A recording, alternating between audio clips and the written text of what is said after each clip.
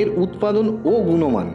আজ সবচেয়ে বেশি উচ্চবিলাসী সেট পিস, সবচেয়ে রোমাঞ্চকর অ্যাকশন সিকোয়েন্স এবং ভারতীয় সিনেমার সবচেয়ে বেশি শ্বাসরুদ্ধকর সিনেমাটোগ্রাফি এবং শব্দ তামিল, তেলেগু, কন্নড় এবং মালায়ালাম ছবিতে পাওয়া যায়। এটির দর্শক সংখ্যা বৃদ্ধির অবদান রাখার একটি গুরুত্বপূর্ণ কারণ হলো যেভাবে চলচ্চিত্রগুলি বাজারজাত করা হচ্ছে। উদাহরণস্বরূপ কেজিএফের প্রধান অভিনেতা যশ ছবির প্রচারের জন্য ভারতের বিভিন্ন জায়গায় ভ্রমণ করেছিলেন, আর হাইপ তৈরি করতে তিনি ব্লগার, ইউটিউবারদের সাথে যুক্ত হন। এটি এমন কিছু ছিল যা উত্তর বেল্ট শুধুমাত্র বলিউড চলচ্চিত্রের জন্য ঘটতে দেখা গেছিল।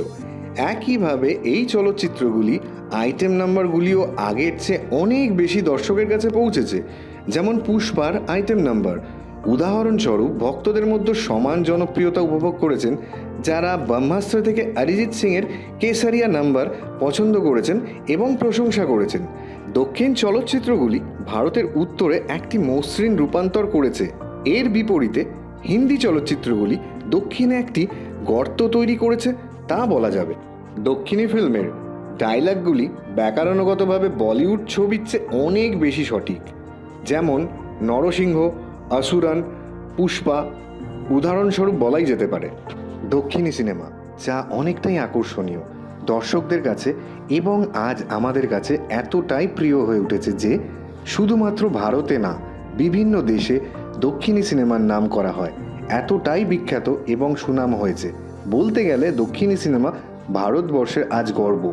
সিনেমার গল্প অনেক আলাদা এবং আমাদের সবার মন ও চোখ কেড়েছে। হিন্দি ও বাংলা সিনেমার থেকে এখন দক্ষিণী সিনেমা অনেক দেখি আমরা এবং অনেক আকর্ষণীয় আজ দর্শকের কাছে।